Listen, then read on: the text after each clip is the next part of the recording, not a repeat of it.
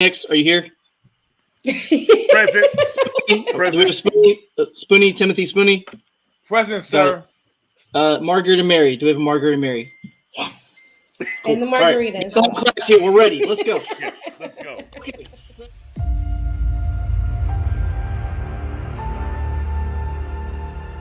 the time to line up behind your team, to support your team. Have faith in that team. It's peaks and valleys. It can't always be good. And as I always tell people, you're never as good as you think you are, and you're never as bad as you think you are. But when we do know about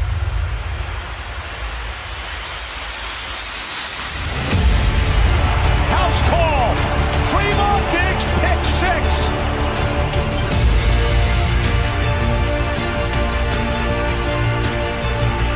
It's coming. They see it. Knocked away. Oh, Gregory! Hurts in trouble. 3 Cowboys wrap him up, make it 4.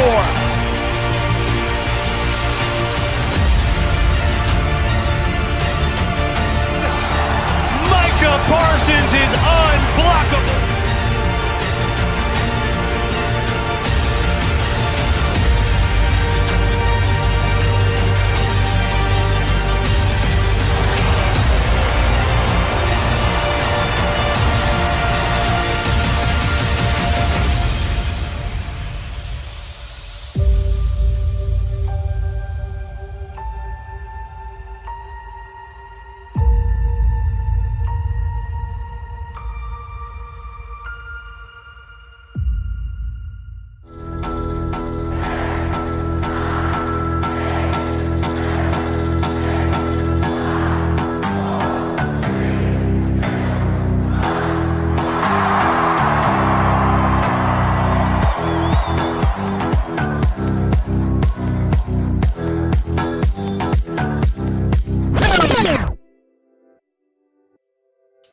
what is going on, Pick Six family? What's going on, Cowboys Nation? It's Wednesday. Y'all know the drill. We're back in the building, ready to get to you. Now, I know, I don't know, man. My lighting's a little off and you can't tell. Let me get in close. It is a Cowboys cap, ladies and gentlemen, in case you can't tell. So, a little swag, a little different. We've got outside of Turkey Day, man. We're back in the flow of things, although the scheduling monsters did give us another 3-12, though, guys. So 2 3-12s this year. Neither here nor there. With that being said, I hope everybody's had a fantastic Turkey Day. And we're back on the back. So we're back to real life. It's the drive time for Christmas. And what's going on is we're on the cusp. December 1st tomorrow. With that being said, my guy Spoonie. Okay. Howdy, partner. We got the legitimate Cowboys cap on deck. What's good? Well, listen, feeling good. Listen. We all know with the OBJ talk going around. And don't get me wrong, Spoon was on a high note and a low note, but my brothers over here and BJ Nix and Professor O lifted me up again and said, Spoon, hold on a second. We got this for you. And Cowboy Nation, guys are coming back healthy at the right time. We got the OBJ tour coming this weekend. Listen, who's in a good mood? Great mood for this. Okay. Even though that weather's up there terrible right now. I love what you talked about OBJ. Don't come here. Look at this weather. Don't come this weather, OBJ's nasty out here. Don't do that. Oh, big thanks. Our guy, what's going on, old man? Obviously, you and the fantastic time got to go do some things. A little Disney World action. My goodness. Yeah, it was great. Went to Orlando, Florida to visit my family, my wife's family, so my in-laws, and really great time. My kids got to meet their cousins for the first time, and they hit it off, had a great time. And then we watched the Cowboys do what they do. And then Georgia finished their undefeated season, #1 in the college football playoff polls, about to lay LSU's season down this weekend, which is exciting, SEC championship. So good week of football, and then we got to go to Disney World to celebrate and end the trip on a good note. And now we're back to work, ready for the Colts. And it's just nice to be back home. So I hope everybody had a happy Thanksgiving. I know we're kind of past that, but reminder, if you have kids, by the way, it's Elf on the Shelf season officially. So if you have kids, just a reminder. Stay tuned. I'm going to show you because my wife does the Elf on the Shelf. She has a different elf this year than your traditional. Pause. I'll show y'all later. Like I can't do it right now. I don't have it in arm's reach. But stay tuned on my social media. I'll definitely let you know what it is. But of course, it's okay to wish because you know what? We ain't been on since Wednesday. You know, Friday I was at the shop Black Friday grinding. I was like, guys, there's no Freestyle Friday. I'm out. I'm out. So it's our first time back. So greetings and salutations, if you will. Hey, Wrench Gang, man, go get that chat up out of here. Wrench Gang, go ahead and do that. Wrench Gang, go ahead and take care of that for sure. With that being said, we got a lot of stuff to get to tonight. Obviously, you know, look, we haven't had an opportunity to sit here in this forum and talk about the Giants game. I do want to get into that for sure. On the backside, there's some roster things happening. We've had some roster things happen for sure that we need to get into. And then, of course, ultimately, Sunday Night Football, we have the Colts on deck and some interesting points to bring up about these Colts. So let's pivot back over here to the Giants game, and we'll start there, all right? Pecking order, if you will. Zeke matters, ladies and gentlemen, doesn't he? Seems like Zeke matters because, boy, he was hurt and things were talked about and things were happening. And look, Pollard got his touches. Zeke was a difference maker, though. So, Spoonie, I know we have pounded this in the space. We don't have to choose. Nope. We don't have to choose. We're good to have both. We're good to have both. And it paid off on us. It paid off for us on Thanksgiving, man. Yeah, I mean, listen, I understand with these networks they want to have numbers, want to have views. I don't think it should be a topic between Zeke and Pollard. Again, like good teams in the past with two running back, we could go back to Tiki Barber and Ron Dane, you know, things like that. You know, and there was really no news about it. Yeah, there you go. So, you know, when it comes to this, they both spell each other. They both are good for this team. They're both great compliments. They both do things that each other can't do. And this is why, you know, this is a great tandem for this team. This is not about who should be the starting running back moving forward. It's about them being a great tandem, and that's just it. 10-4. First half. It was definitely a tale of two halves, but that's okay, you know, because ultimately what matters is when it mattered, the Cowboys did what they needed to do to come up with the W. And what's funny is I'm in a group chat, Nick says too, with a ton of Giants fans. And I'm dead serious. When the Cowboys scored to go up 14-13, I put in there, you guys are cooked. There's no way, because you guys can't score. Like, you had a 4th down stop and 2 interceptions and still couldn't run away with the game. So if you can't score with that field position and those pivotal game-changing plays happening in your favor, you're not coming back now. And that's just kind of the state of where the Giants are at. I saw an interesting stat out there, speaking of the Giants. They've now played 39 consecutive games without scoring over 30 points. 39 consecutive games. The longest streak since 1980 is the Cleveland Browns with 40, and there's a really good chance the Giants are going to beat that. What they're doing, though, is they're playing those ugly games of football where the defense makes enough plays, the offense kind of plays ball control, they don't turn the ball over, and then that's what puts them in position to make a game-changing play to win, you know, last second, last minute. And they've done that a lot. And against a team with a good offense, they just can't compete with those teams. So it's going to be interesting to see how their season goes as we progress. But for the Cowboys, you know, we played some ugly football. You had turnovers. You had penalties, a lot of them. And that's been a, you know, kind of continuing trend for the Cowboys, not just this year, the last year, but forever. So we can't seem to get over that. And the pre-snap penalties especially are the ones that drive you crazy. Because I can live with the judgment call, and I think you guys can too, on a holding call that gets missed or a holding call that gets called against you. But pre-snap penalties, like a false start, offsides, things like that, like that is controllable. Well, and two of those were in go-to-goal situations. Like those are even more killer. Go-to-goal situations to push you outside the 10. Man, and of course, Dak was the ultimate eraser there because we ended up with touchdowns on both of those. But man, you can't have those. And I don't want to talk about penalties all the time, but we do it enough that we have to talk about them all the time. matters. So here we are. Like we Yeah. are the only fan base that are concerned about who's calling our games, officiating crew, because we know what's going to happen either way, even with the conservative crew. So it is what it is. But back to the game.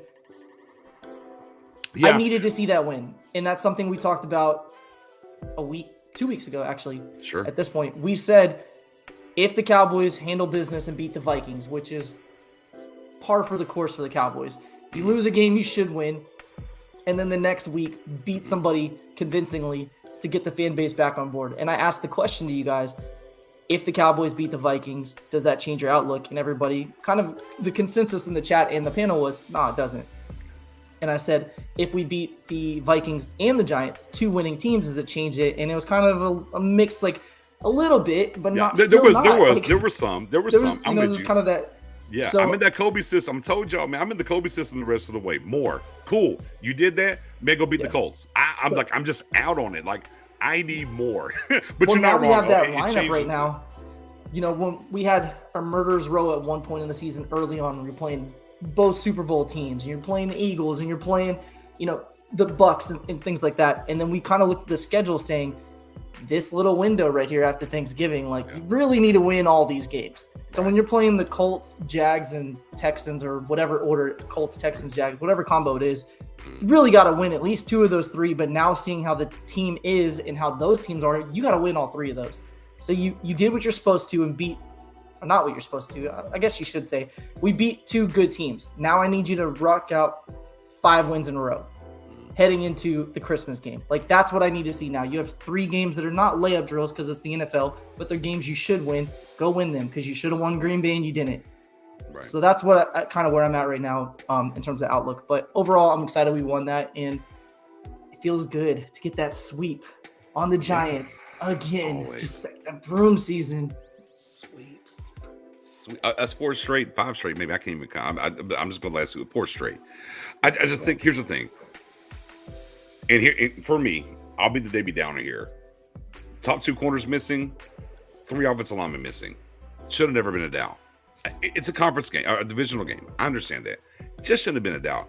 The thing for me out the gate, and I talked about this during the halftime space on Thanksgiving when we were down 13-7. I didn't see the same urgency from the Cowboys in the first half against the Giants that we saw against Minnesota. Now, crank up the second half. And I ended that space with there's no reason the Cowboys can't win this game 28-13. I was that close. It took a Maher miss, which I called the game 31-30. That'd have been cool there. But damn it, that personal foul got in the garbage time touchdown, and Vegas gets to cash the checks, whatever the case may be. But you saw the urgency from the Cowboys in the second half, is what you saw. You should have had in the first half. Now, Spoon, as you said in the space, short week. Okay, cool. Here's the thing, though. Those are the things that will get you killed in the playoffs. You do that gets you killed. You have 2 penalties in goal-to-goal situations that puts you outside the 10. Those are the things that get you killed. That's why, for me, great win. I'm ecstatic, and we talked about it leading up. When was the last time the Cowboys beat an 8-1 and a 7-2 team? Back-to-back weeks. No less within 4 days. And on top of that, by the time, if we go what their records were, obviously the Giants had lost. So it was a 15 and 4. You beat 2 teams with a combined record of 15-4. It's huge. That's huge for the Cowboys historically over the past 10 years in doing that. And in that short window too, right?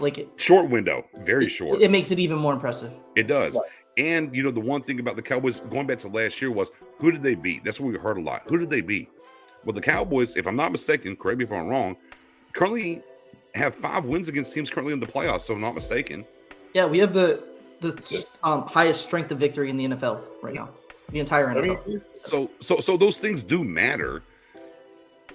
The energy in the first half is what is always going to be right in the back of my head when I talk about Kellen Moore. I know Mass is going to be killing me about this and everything, and it's okay, Mass. But here's the thing.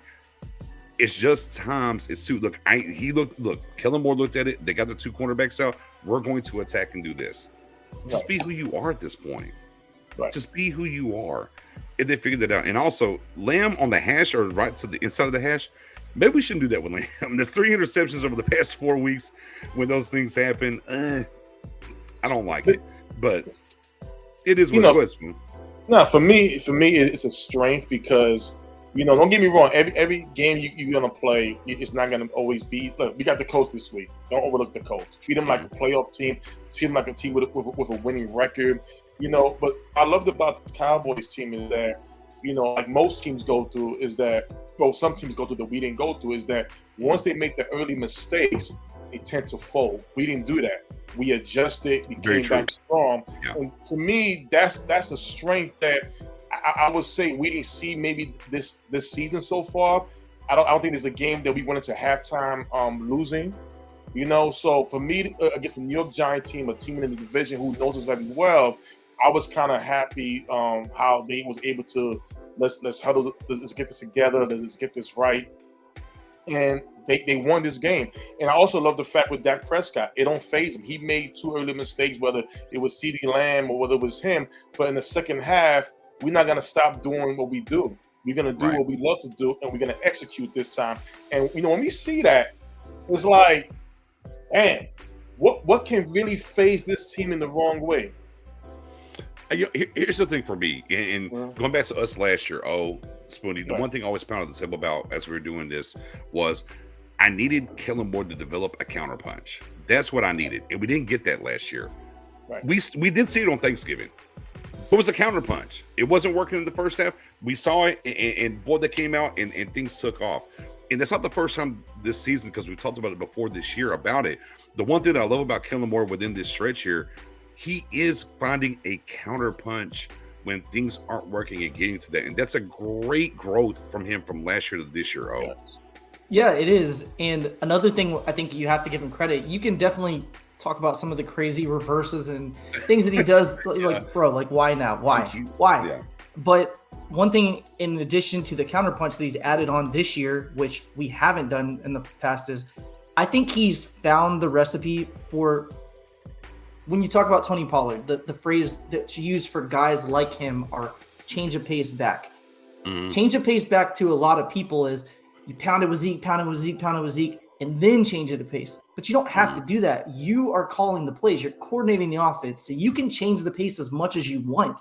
And actually, the more you do it, the harder it is for the defense to adapt or adjust to it. And I think we've done a really good job this year, for the most part, on keeping the tempo of when we're running Zeke and when we're running Pollard. There are situations where we use Pollard in short yardage. You probably should have used Zeke and things like that. But I mean, throughout the course of the game, I think they've done a pretty good job this year in particular on managing both of their workloads in unison with each other. And what we saw last year was Zeke would get the first 2 series and then Pollard would get a series. And then Zeke would play the rest of the first half, and then Pollard would start the second half. Just run the same thing that you were doing with Zeke and not really designing it for Pollard. And it feels different this time. Yes. So when Pollard's hot, he'll play more than 1 series. He may play 2 or 3 series. And then Zeke may come in and play a series, and then they may put Pollard back in. So they may switch up the tempo depending on who's the hot hand and how the defense is adjusting to it. So I think we'd be remiss not to give Kellen Moore some credit there, because there is growth on his part. Agreed. So, yeah, I think that's a good point. Yeah. And those are the things that behoove you in ultimate battles and things that are going on. So, I definitely want to tip my cap here, if you will. And the fact of what I wanted to see, I talked about so much about him. Yellow cap. Yeah, you know what I'm saying? You feel the swag. But yeah, I mean, for me, that's what I want to see from last year. And we talked about this extensively during the offseason and getting into the training camp, was I needed to see him get to that counterpunch. We knew, look, now we already know with Kellen Moore with the number 1 offense is, if that left hook hits out the gate, it's a bad time for your team. Right. The problem was when you get punched and you gotta counter and slip and get something. He didn't have that, but we've seen that multiple times. Even in the Eagles game that we lost with Cooper Rush and how things were going, you saw them in the second half come out and counter and get back in that game. Right. And that's really big. I want to highlight that, because I don't think enough people talk about that when it comes to Kellen's game and where he's grown with some of these adjustments. Some of these have, I think some of that is Mike McCarthy. We go after week 1 and what he talks about, and we've seen how Pollard's got evolved. I do think that's happened, but guess what? That's what you're supposed to do with a young coordinator there, Mike McCarthy. Good job, sir. You're helping him find his way, and Kellen's receptive to it. And that's just, it's a great thing to see. we'll get to some other things about this time of year in football and things that are going on, but just particularly speaking about this game, and look, at times previous years we wanted urgency. We saw that from kickoff to the end in the Vikings. It wasn't there in the first half, but boy, what we found out, this team can flip the, because not every team can do that. And a sign of a really good to great team is be able to flip the switch. You can't rely on the switch, but can you flip the switch? And the Cowboys absolutely did flip the switch on Thanksgiving in the second half, man. Hey, BJ and Professor, this is not no sermon, but this November, no, it's not sermon yet. No, it's definitely going to be a sermon when you start out with that. It's not a sermon, but I'll say this: what this November has taught me was each game was a story. The Green Bay game was a story that we beat ourselves. They're not better than us, but when we let up, we beat ourselves. The Minnesota Viking game told me we could beat any team we want if we put it on that field the way we did on that Sunday. And the New York Giants game, what that story was about was Kellen Moore. Because that was one of the things we had talked about during the Green Bay game, the adjustments, the counterpoints. We saw it with the New York Giants game. So when you put that all together, we are on our way to becoming that complete team. I understand not all of us want to mention the Cowboys and that the two big letters SB in the same sentence yet. No, but it could definitely make you feel that if it's, don't talk about the SB yet, we could talk about the NFC. Yeah. That's a definitely we could talk about that we can get there. We can talk about the Colts. No, we can talk about the Colts, Spoonie. We can just talk about the Colts. Yeah, that's where I'm at. We can talk about the Colts. Look, this is great feelings. I'm overlooking the Colts. Hey, look, this is great feelings. Spread some flowers. They turned it around. If you're in my spaces on Twitter and in the past couple of weeks in here, man, it's a great job. It's a great job. Love it. Great job. I'm in the Kobe system, part of the yellow hat tonight. I'm in the Kobe system more. Great. Don't go lay an egg against the Colts. Don't do that, because you should walk in. You should absolutely destroy them. But we'll get to the Colts here in a little bit. You should absolutely take care of this situation with the Colts. This shouldn't be a game. You should wash your hands. But we'll get to that. We got some time. We're going to get to the Colts. We're going to get there. Let's put a bow here real quick. On the Giants game. And I'll spin the block. Put a bow on it for you, this Giants game overall, and we'll get up out of here. I mean, it was huge. Like, you can't understate that win for the Cowboys. Out of the Vikings game, obviously, when you put up 40 points on them, that's fun. But the Giants are a division rival, and our entire division, as we all know, is currently in the playoff picture. You can't afford to lose that game, especially if you even taking just the team success out of the equation and adding in the element of you're trying to compete with them for Odell Beckham. Beating them on a national stage in front of 43 million people, a TV record for regular season, matters. That matters. That's a statement game. And I know that they're going to say, well, we had injuries and sick, but we had injuries and we were sick too. It's kind of how football goes. And we should have won the game, and we did. So I think we did enough to show, like Spoonie mentioned, this team doesn't fold. When they had every opportunity to do so in the first half, they could have easily said, it's our second game in 4 days. We're tired. We have all these players with the flu fighting through it. The offense just isn't clicking. It would have been really easy to give up. Just not there. And we didn't do that. So hats off to them. Big win, division opponent, sweep, which is great. And we're on to Indy. Sweep, and now currently 3-1 in the division. Yes. Spoonie, bow on the game for you, my guy. Well, we sweep the leg. Cobra Kai. Sweep.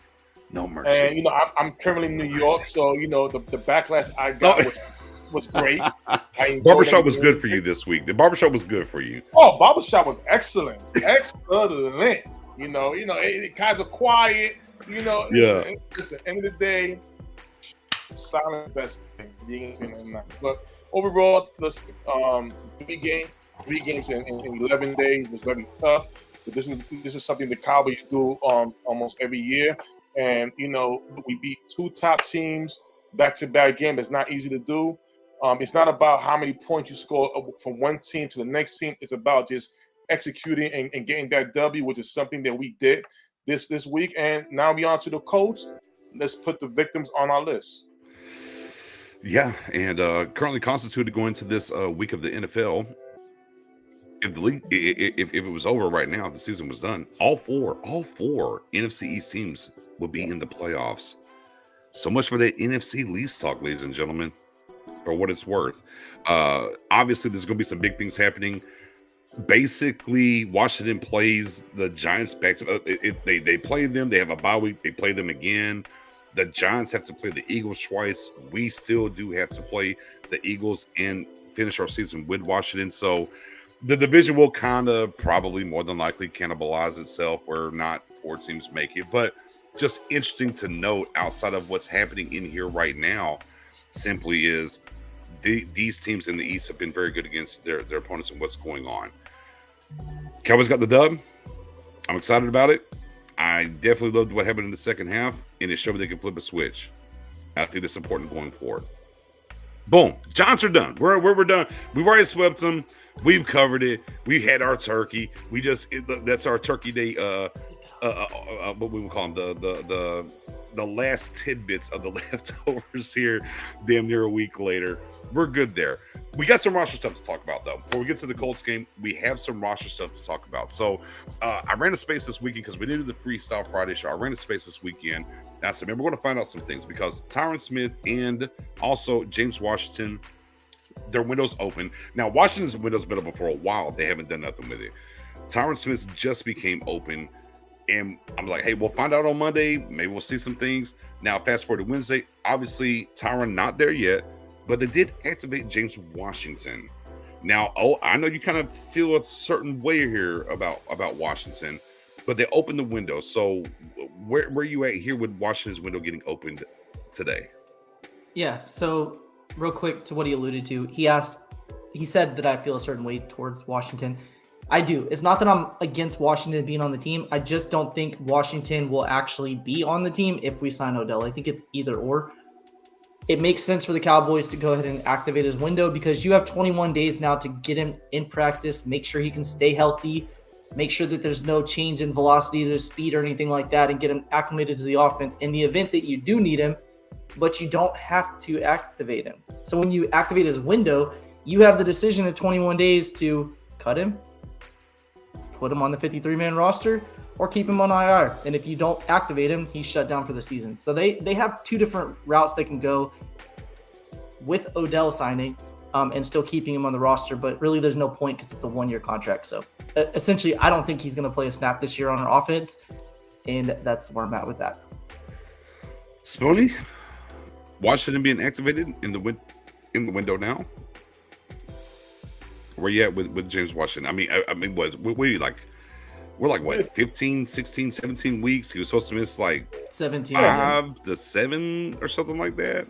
They said on the long end, an injury like that should be a 6 to 10 week recovery. So even at the very maximum, we're almost twice that. So yeah. Right.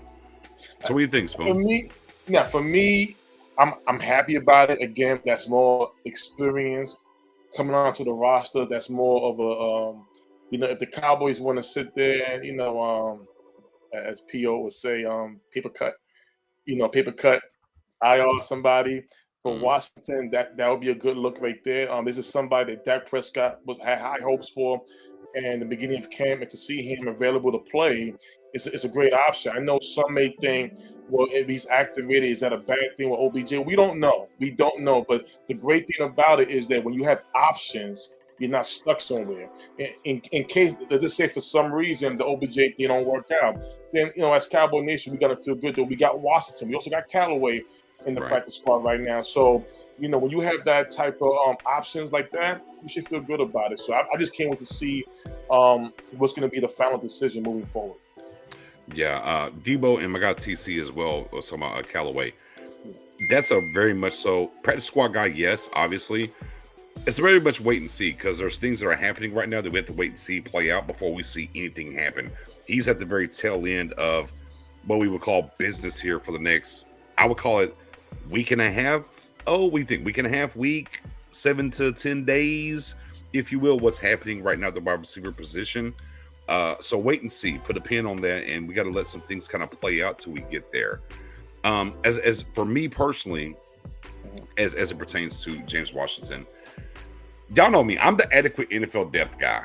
Is where I am. In our private chat, I love the you got a cavity, you're on IR. Yeah. No, you have a cavity, you're going to IR. Yeah. Look, even if they sign Odell, I want James Washington too. I want them both. I want adequate NFL depth, guys. I want to be in that realm. So look, at this point, and I said this damn near a month ago, I think this is just a red shirt year for Tolbert. Just where I'm at when it comes to Tolbert. So give him a cavity, whatever the case may be, get him up out of here, IR him, come back and revisit it next year. I would rather have Washington and Odell. Now, I don't disagree on the mindset that Washington might be the contingency plan now because how things have played out, that if they don't get Odell, he's here. If they get Odell, well, there's the special teams angle too, though, right? So that's true too. Right now, the snaps that we are getting out of Tolbert are special team snaps. He plays a little bit of offense, but he's playing special team snaps right now. If you IR him and hypothetically sign Odell, so you have OBJ not playing special teams, CD not playing special teams, Michael Gallup not playing special teams, and James Washington who's not a special teams guy. That makes it tough. I do want to bring this point up because it is an interesting conversation. So our guy Mendoza, shout out to him, said, I don't know how they can slow play a guy that's ready, but we'll let him go for a guy that's also coming off of an injury that they don't know about yet. They've seen JW up close. How's OBJ's knee? What do you guys think of that? So close. Yeah, I'll just echo what I said on the space. And I've said this multiple times throughout the spaces that we run to kind of hone in with Cowboys Nation. Right. And I used Gallup. Look, Gallup hurt his knee prior to Odell hurting his knee. Okay? We're just now seeing Michael Gallup the last 2 weeks kind of walk through the door physically and kind of return to that. Now, remind everybody, it's not the first time that Odell's had this issue with that knee. Second time. And he's older. So I don't know where Odell's going to be. In Spoonie, stop me when I'm lying. I said Odell's impact theoretically could be bigger next year than this year. Yeah. I think what you're looking at simply is a 75%, 70 to 75% Odell better than your number 3 on the roster right now. Because I think that's what you're going to get. And I don't think, let's say Monday comes, boom, ticker tape parade, they sign him. I don't think he plays that following game. I think he's going to miss. If he signs this week, I don't think he plays the very following next week. No. I don't think so. No, nobody should expect that. When you look at last year with the Rams, he went from no catches. I mean, the first game he didn't play. The second game, like 3 catches. Then it was 5 and 7. And then once he got acclimated to the offense, it started to grow. That's the one thing we're going to all expect. He's not going to come in here and play the right way. You could definitely say that if we sign him, maybe by Christmas Eve, that Eagles game, he'll have way more playing time and more snaps that game. But like I said, you got to prepare him a little bit. You got to get used to the offense, get the chemistry done with him and Dak. It's not going to be just overnight. It's going to take time. But I would say by the time we reach that Eagles game, he'll be ready and more prepared. I mean, I look at it like what he did for the Rams last year. I don't really need OBJ to be an impact really at all this year until the playoffs. Because last year he didn't really make a big impact for the Rams, but was hot in the playoffs. That's what I'm signing him for anyways, the playoff run. So if he can do something before, great. But obviously you want him in game action. But I mean, I'm not expect 75% OBJ for 4 or 5 weeks and then 85 or 90% for the playoffs. I'm on board for that. That's different. But my answer to this question would be the second to last sentence. We're going to change the order of it. They've seen JW up close. Yeah. And then the second part of the first sentence, but we'll let him go for a guy that's also coming off of an injury. That tells you how they feel about James Washington, in my opinion, because Right. they could have activated him, according to James Washington, over a month ago. He was ready, and they didn't want to do that. They would rather wait and see what happens with OBJ. And that was really before any conversation of this was even hot. They could have done that and really seen him in action in games and decided, no, let's just wait, which tells you everything you need to know about how they feel about James Washington right now, in my opinion. Yeah. And then, too, and we talked about this before on the space. I brought it up, and it shot to my guy Tom from Rams Speed that we did some content with earlier this year. I said the crazy thing about Odell was when he was signed for the Rams, he was assigned to be the number 2 because they already had Cooper Kupp and they had Woods. The thing about it was they signed him, and the very next day, Woods tore his ACL, and he was out for the year. So it was a blessing in disguise. And that's where we are with the Cowboys when I talk about adequate NFL depth. If Gallup or Lamb goes down right now, ladies and gentlemen, it's a problem. It's a problem. So you're not only getting him in here for, it's not even just about the instant impact, right? But it's about, as O just talked about, that couple of weeks down the line, he's in that 90% range, right? And where he can be. And that's kind of what he was even last year for them when he first got there and where he kind of ramped up. So, and again, it goes back to what I said. I think his impact on the field will be much bigger next year, perhaps from a fully physical standpoint than maybe this year, but it gives you more weapons. And look, if you throw him in the slot in some 11 person or 11 personnel or whatever, it gives you different looks or whatnot. So, yeah, again, for the Cowboys in general, and I'll say it just like this, and I'm going to kind of echo some of the things you've talked about before too. It makes sense for the Cowboys where this NFC is, where you're at currently, how you're playing football. You should get this deal done. Like, there's no reason. This isn't a deal that's going to cripple you long term. Broncos trade, let's ride. No, none of that. This helps you. like this gives you adequate NFL depth that I talk about a ton. That this helps you in that realm. Hence why I would keep James Washington as well. But I kind of understand you get into the special teams, what's going on. They can make things happen, special teams, to get those two guys here if they wanted to. Now, whether they will or not, we know how that works. We know how that works. But at least we can say, no matter how anybody feels about James Washington, they have a contingency if they don't get Odell. There's at least something in-house where it won't be a completely swing and miss, if you will, if you don't get him, because at least Washington is here, and you have to feel pretty good about him being in the building. Oh, we're fried. Oh, Broncos country. Stuff. We tried. Yeah, we tried. You know, hey, speaking about that, did you guys hear that he had a party and none of his teammates attended? Only half of them did. Half? Yes, that's still bad. Wow. And Lunatic says, agreed. Will you take a remainder of the season deal? No, it's going to be multi-years. We've talked about this extensively. This is in my opinion, and you got to count this year, no matter how many games, it's minimum 3 years. I think it's going to be a 4-year deal if he signs in Dallas. That's where I'm at. Maybe a year. Look, it'll say 4 years, but we know how contracts work. It'll be a 3-year round. You're 100% right. It will be probably a 4-year deal, and really it's a 2 and 6 game deal. Like you're looking, because this counts as a year, and then he'll play 2023, 2024, and then 2025, which will be the last year of the deal, will be a void year. So you're really looking at a 3-year deal in essence, and actually it's like a 2 and a third contract. Right. But on paper it's a 4 year. It'll say 4. Yeah. That's where I'm at now. Because it helps with cap flexibility. So if he wants anywhere from 9 to 13 million a year or whatever, cool. You can easily do that if you spread it over 4 seasons. Yeah. But let me pivot the question. I'll start with Spoon. I'll go to O. Is there any way this is a 5-year deal? Just throwing it out there. Is there any way for you that's a 5-year deal? I shouldn't say no. I shouldn't dismiss it that quickly, because we have seen the Cowboys and the Eagles in particular like to add 2 void years to the end of a contract, because it makes it really easy if you restructure, because now you're restructuring money into a void year. This was me doing a Dwayne Wade like this, and that's why I was like, maybe a 5-year because of what they do. I'm blocked. I missed it. But definitely. But definitely, I've said this I before. saw where and you're going with that one.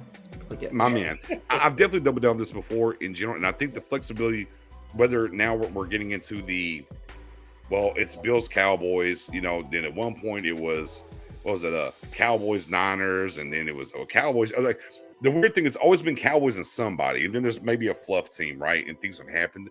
But the one thing I've always said in general is simply this: the Cowboys, out of every team that's been mentioned with Odell, literally do have the most flexibility to give him the longest term contract of what he talks about, what he wants. And it matters, as y'all know, geography lottery, it matters. His family's here. I've talked to his family before.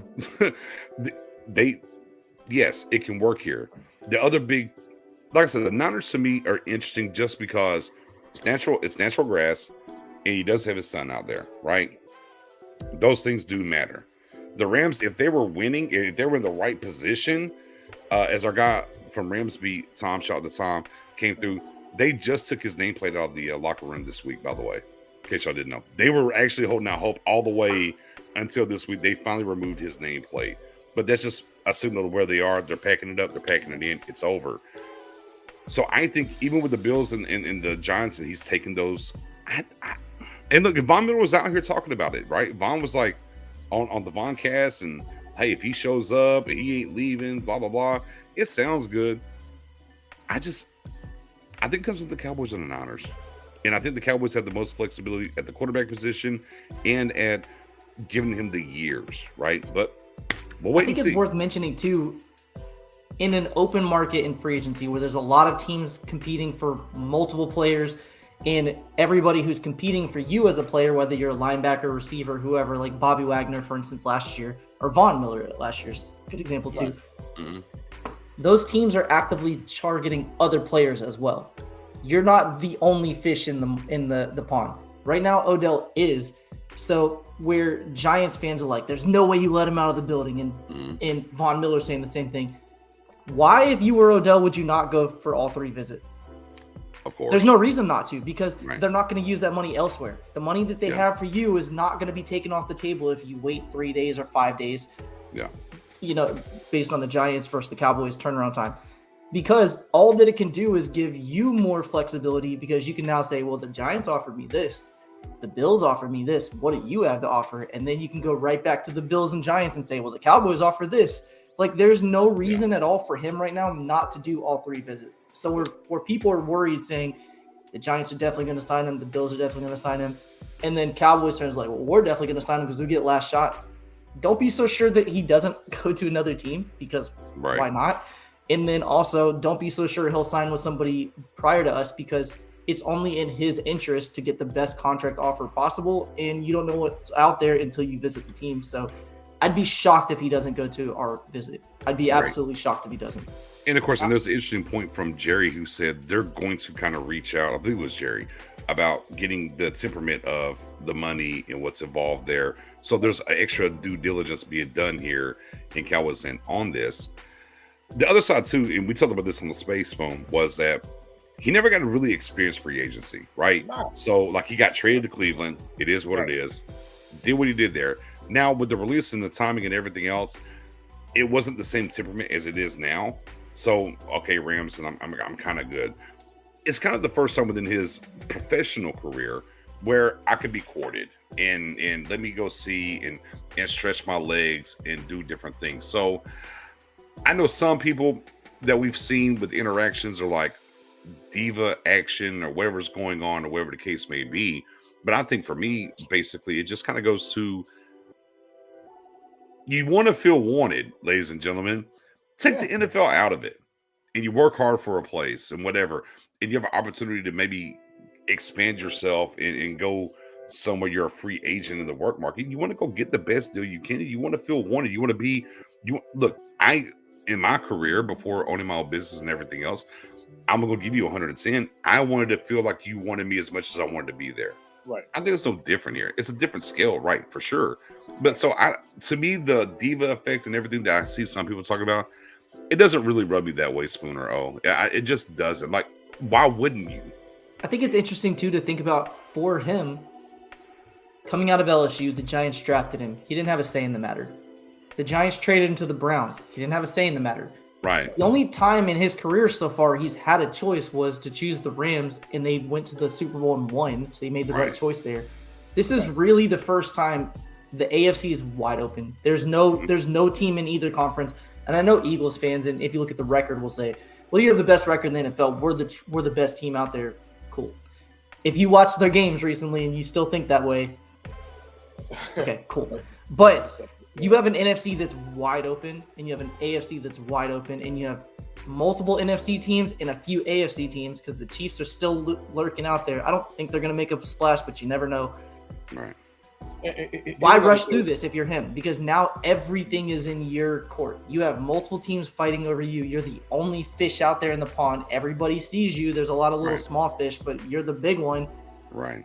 There's just no reason for him to rush. He should go through all 3 visits. And if another team asks him to come in after the Cowboys visit, realistically, he should probably go to that too. But he probably does need to make a decision sooner rather than later as we get closer to the end of the season. But still, it's all in his favor. And right now, everybody wants him. And you should go say, what's the best location for my family? I have a young child. Do I really want to raise them in the North Pole and Buffalo? I don't want to raise my baby in the North Pole. I want him to be able to go outside in shorts and shirt and enjoy life. And then I look at the taxation issue. Ooh. No state tax here in Texas, baby. There's a link. I'll retweet it on Twitter. But there's an article that breaks down what Tyreek Hill's contract that he signed with the Dolphins versus the Jets, right? Versus the Jets, but also all 32 teams. What it would cost him to play in terms of state tax and overall taxes to play in each area. And the difference from Texas and New York Giants, Jets, or Buffalo Bills to Miami, Florida, who also has no state income tax, was $2.5 million a year. Right. It's a lot of money. Now, he's not going to have the same contract as Tyreek Hill, so we can scale that down a little bit. But if you were saying, hey, do I want an extra $1.6 million a year? That matters. So I definitely think it makes sense to go, because now what you can do to those teams is say, hey, playing in Dallas is more lucrative for me. You guys have to outbid them, or I'm just going to go to Dallas. And now you have New York Giants and Bills potentially raising your offer. So there's a lot of reasons he should go through this. And I agree. You definitely want to be wanted. And he's wanted right now. So he's in a good shape. Well, and the other side, too, is knowing I ain't seen nobody say this. I'll say it.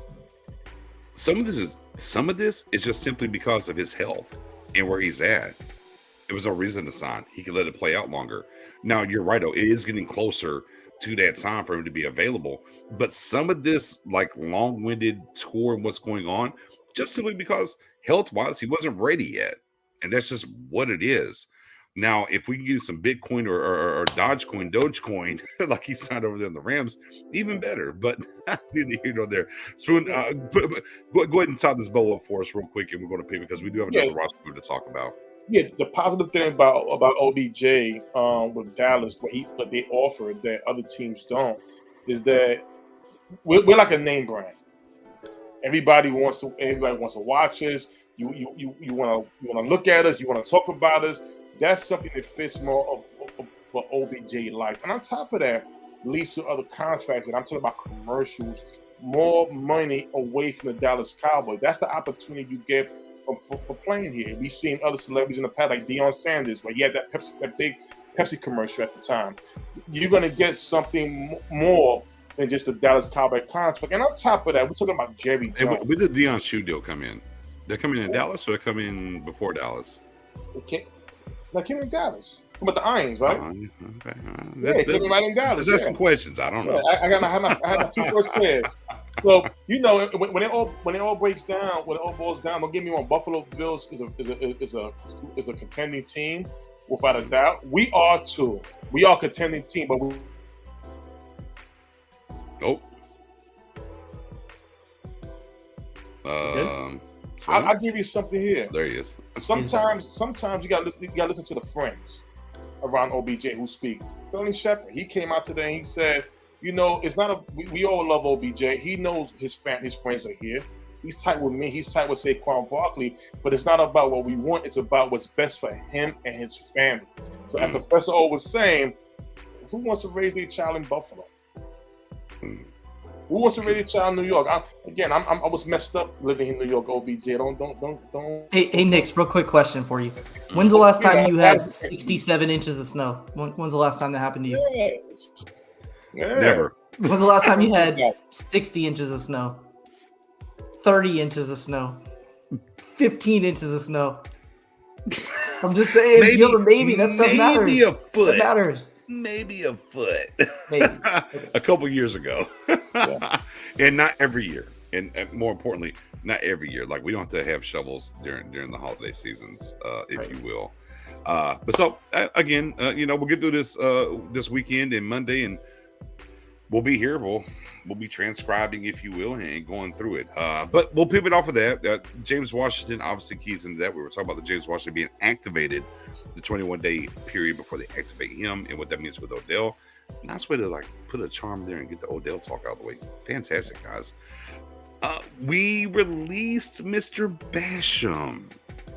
Mr. Basham obviously had a decent season for us last year. A little nicked up, missed some games this year, came back into the fold. This kind of is what it is. We know Ted McKinley got added as well.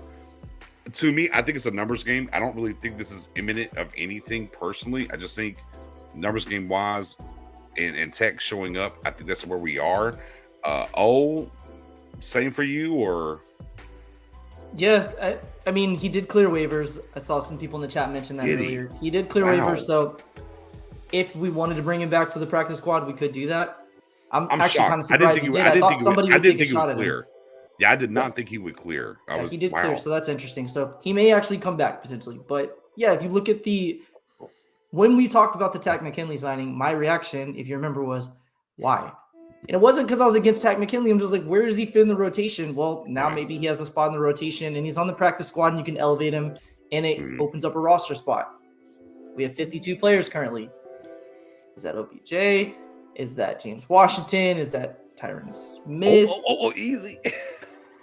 I don't know, but there's an open spot. So it makes sense. I mean, we tried to trade him before the deadline. We also tried to trade Tristan Hill, and after they couldn't trade him, they waived him. So they basically did the same thing with Basham. He had a really good really good training camp prior to his injury. So it's kind of a shame things didn't work out because he had the 2 interceptions, one against the Chargers, one against the Broncos in the joint practices, but I never got to see it come to fruition in the regular season. So I'm not really going to miss him because I think we have a strong enough pass rusher rotation where he didn't really matter, really, just because we have so many options right now. But if we bring him back to the practice squad, that would be great. And if he signs elsewhere, I wish him well. He was a good player here when we needed him, and a consummate professional. So salute to him.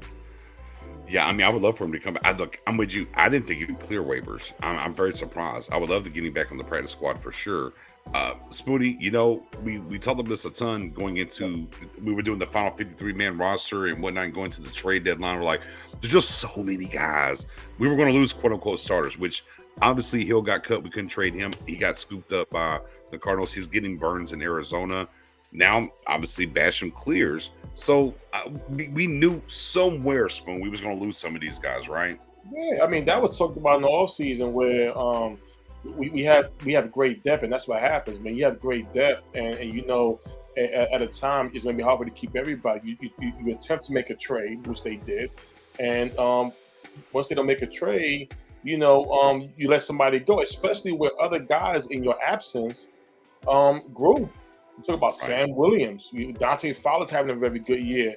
So when you have those type of guys in his absence, when he was hurt, coming in and performing, especially Sam Williams, our second-round pick. This guy's a monster. You're gonna see those things. But now, again, he cleared first. He cleared the waivers. So this would be a great opportunity for the Cowboys, if they feel like it, to go in there, scoop him up, and put him on the practice squad. We are deep. We are deep in that pass rush. So. I hope we can retain him. Yeah. I was gonna. I won't do that. I was gonna bring some Pickens Williams. We ain't gonna do that. It's fine. But it might be fun. But I won't do it. Yeah. So I mean, here we are. Tyron Smith is the other guy currently. They can't activate the 21 day. They haven't yet. I don't know how much we will spend time on that. Like there's things to be said on the backside once he gets to the roster. I think let's tuck that till he gets activated though. Y'all cool with that? You want to talk about it? If y'all want to talk about it, we can. I mean, really all that I would say about that is when you hear this 21-day window, just remember, I think all of you probably already know, but it does not have to be 21 days. So you can activate the 21-day window and immediately sign them. Boom. 3 days later, the next day, whatever. It's up to you. So when I say sign them, I should say elevate them to the active roster. Right. But yeah, so we could potentially have Tyron on the activate him as soon as we want his window and then immediately put him on the 53. We have an open spot. So big facts. Open spot, Washington 21 days. Is he active for Sunday? No. Just say no. Okay. All right. Okay. Well, that kind of clues up the roster and the moves. Anything else, guys, on the roster moves you want to touch on before we pivot to these Colts? We good? We good? Yeah. Okay, cool. All right, bet. Now, when Tyron Smith does get activated, there's definitely some things for us to dive into and talk about, but let's save that to when the time is right. And that's a little bit about Tyler and what's happening there. Dadgummit, Spoon, I forgot on the Odell stuff. I promised him on the other side. I didn't tell it over here. Spoon, you're supposed to remind me. You're supposed to remind me. I'm sorry. It was an exciting show. So. It's fair. I can confidently say, a particular person I talked to, Odell's already been in the building. He's already been here. He's already, I'm saying taking the tour, but he's been to the SAR. And he's had a conversation with Jerry, face to face. That's happened, but we'll pivot from there. For those that were in the space and what we did, so I wanted to drop that. We didn't get into the Odell because the Odell came on me, but neither here nor there. That's going to be a bad clip later. Neither here nor there. Colts. Can we do one thing before we move on to the Colts? So there was an interesting article that came out. I'm going to put it on the screen really quickly before we move on to the Colts, because I think this would be a good time to do that before we get into that. Bring that on up. All right, so there was an article on how each team was. It is an ESPN ranking, power rankings, and the Cowboys ranking and their realistic expectation for the rest of the season is interesting. I don't think the ranking itself is interesting. It's the comment on what the realistic expectation for the season should be. So I want to put that up so everyone can read it in case you didn't get a chance to see the article.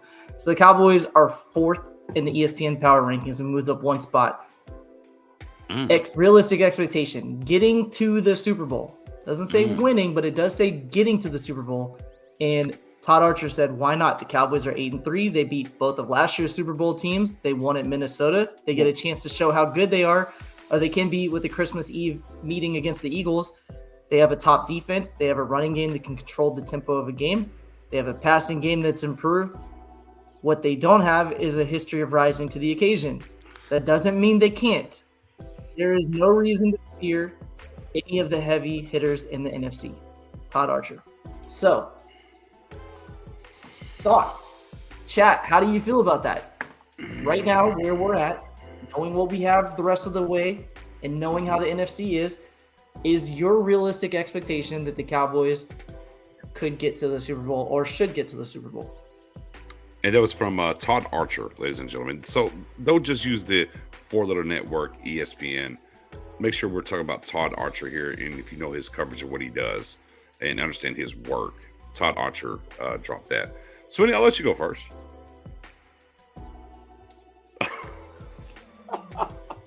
You spoke of that NFC pack? Music to my ears.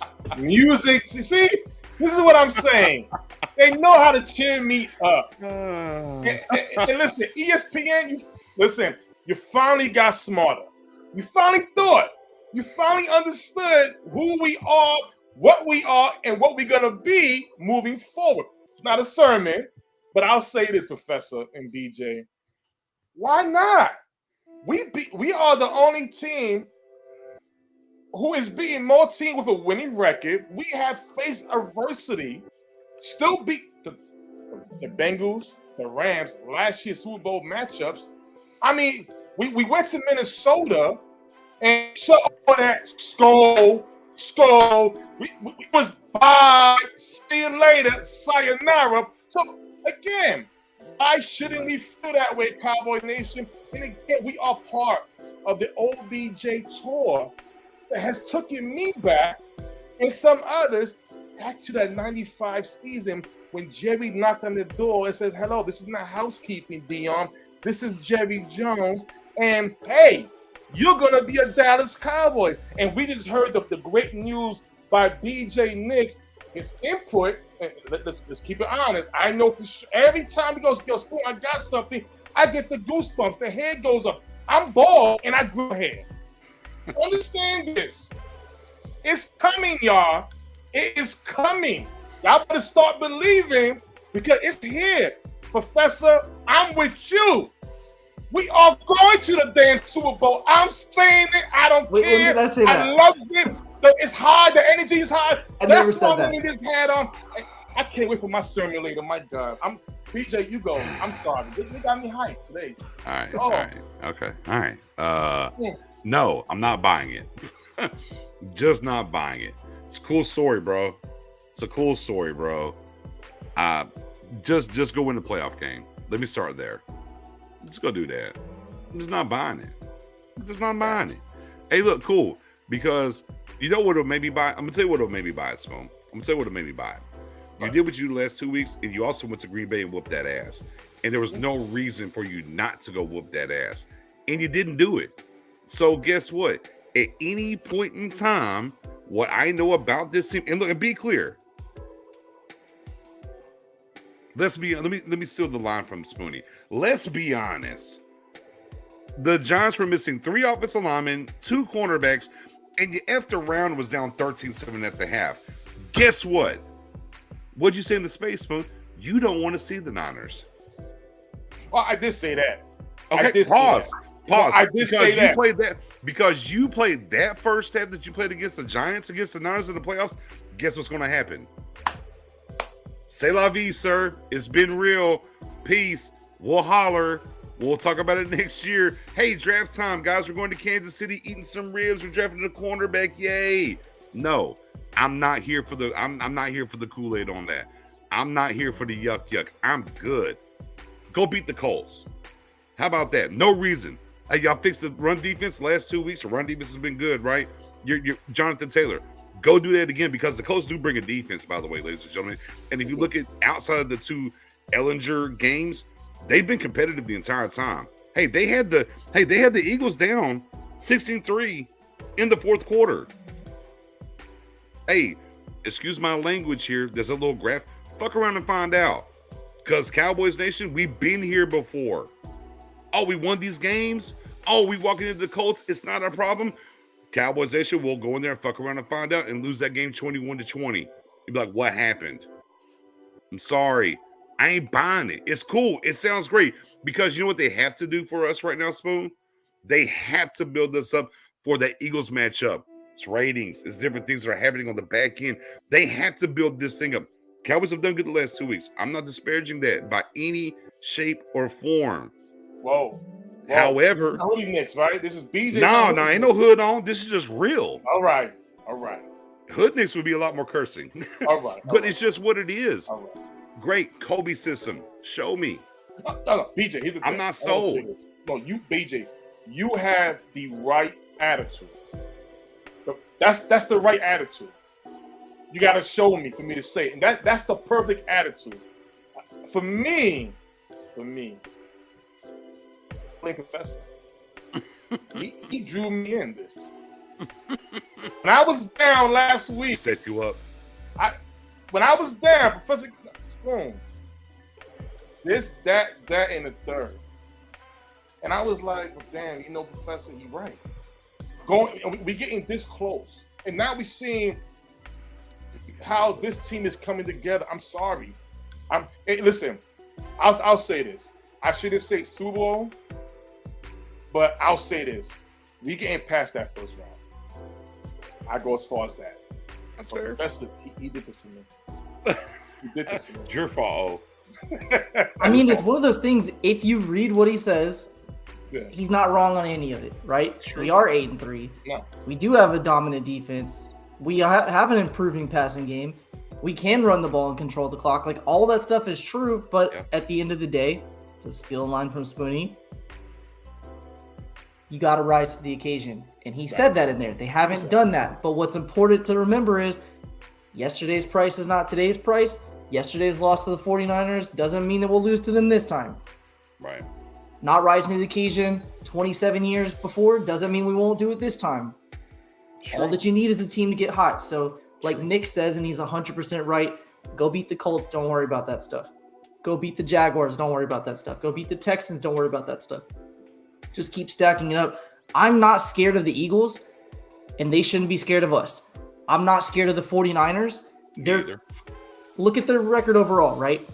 7-4 sounds good. They're 4-0 in a division that's not good. They're 3-4 versus anybody else in the league. They have McCaffrey, who's an injured guy, who's injured already for them. He may not play this week.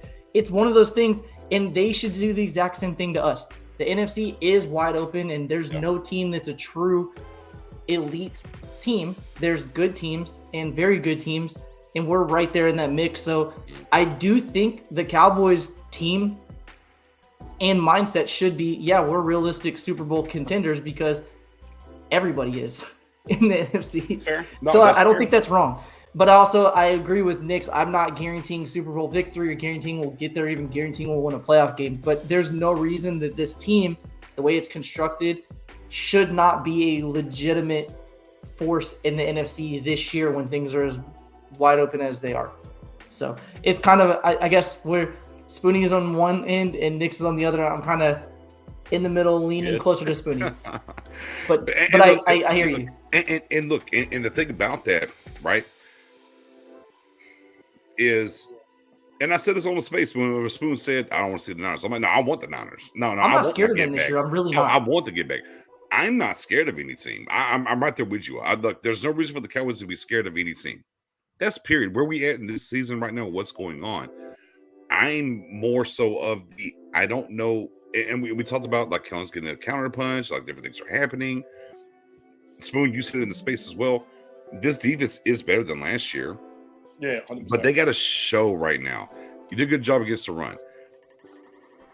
And going back to the Giants, when they win games, their run game is awesome. When they lose games, look at every single loss, their run game's ass. If you look at their every single win, their run game's great. That's just who they are. That's their quote unquote identity and what they do. You better go against Taylor, Jonathan Taylor. After that, say what you want to. The Jags are actually finding their way right. They just beat Baltimore. Yeah. They're were walking in the through the door for like 3/4 of the game. So right, and they can run the ball. And then you're going to play. Houston has a run game. You're going to play Tennessee. Man, I got to see more on this side. Now, the one thing that we have talked about in general when it comes to the Cowboys, which is much more exciting than years past, which is different in this year versus years past. The Cowboys play great football, right? September, October, and then it kind of gets a little wonky, right? Ultimately, the Cowboys haven't played their best football yet. We've seen it in moments, but overall, they haven't played their best football yet, which is exciting as we're on the cusp of going into December, right? So that is a different form of things that are happening here, which goes back to the offensive line and things that are happening with the Tyron coming back, and you have Peters on deck. You kind of found a way, and if you slide Tyler in and Connor's back, your offensive line depth in the league that offensive line is really bad, you kind of fix that. Look, whatever happens, let's say James Washington and OBJ are here. The wide receiver room has not been adequate all year. Magically, you feel pretty adequate. So a couple of different deficiencies here in December. Not a lot of teams can make that happen at that stage of the game in the season. You feel kind of good about that. So there's things here to be had. And look, and I don't want to be the ultimate Debbie Downer and not be excited because I don't think you are. You got to enjoy the ride. Speak for the chat. I think you're very level with your feedback. It makes sense on why you're saying what you are. It's not that you're like the jilted lover that well, we lost in the past, so everything's miserable. Yeah. You're not that. What you're saying, there's truth to it. So and look, I'm not saying don't be excited. I'm saying because I'm excited. Don't get it twisted. I'm excited. I want to see more though. Kobe says some more. Kanye West, look at me. What do you want from me? More. And I want more is what I want because I think they can do it and I believe they can do it. Yeah, 100%. Is where I'm at. So there's no reason for them to struggle. To me, you look at paper, and we understand they do bring a good defense. So we're going people here to the Colts. The defense is there, and I know. Oh, you got some good stats here that are about to come up for everybody on the back end, and we know about Jonathan Taylor and whatnot. Guess what? It don't matter. The Cowboys should go in here and win this game handedly, in my opinion. But let's get to the brass tacks, though. Oh, let's get to the brass tacks here with these Colts. All right, cool. Wrong. Do that. Here it is. All right, so hopefully you guys can see it all right, because I made the font bigger because it was hard to read before. Look. Some interesting stats to talk about with the Colts. So the Colts offense ranks last in sacks plus turnovers per game. They're averaging 5.3 of those. So that's any combination of sacks and turnovers. That is last in the league. The Cowboys rank first in the league in sacks allowed plus turnovers. The Colts offense this year ranks 30th in scoring. Obviously, we know Denver's struggling, but they're averaging 15.8 points per game. So their recipe for being in this game is a lot like what we talked about with the Giants previously, is they win ugly games and they stay in ugly games. You don't want to turn the ball over against them, and you don't want to allow their run game to get off on you. Otherwise, if you get up 17 points early in the first half, or 10 points early in the first half, it's probably game over. They're probably not going to catch up. They just don't have a high-flying offense, and that's just where they're at right now. 79% of the Colts passes this year have been less than 10 yards downfield. That's the highest rate in the NFL. So not to say Matty Ice won't take a few shots downfield here and there, but his arm's kind of shot and he's not really attacking defenses downfield. And you're going to see why he's not doing that directly to the right. The Colts have allowed 43 sacks this year. That's the most in the NFL. The Cowboys have 45 sacks this season, which is number one in the NFL. And it's actually one sack behind the Steelers, who have the record for sacks of the first 11 games of the season. So the Cowboys defense, from a historic standpoint, to give you an idea, it is right there, which is crazy. So the Cowboys are great at getting sacks, and the Colts are terrible at stopping teams from getting sacks. I put a tweet out there earlier, but the Cowboys are actually plus 31 in sack differential.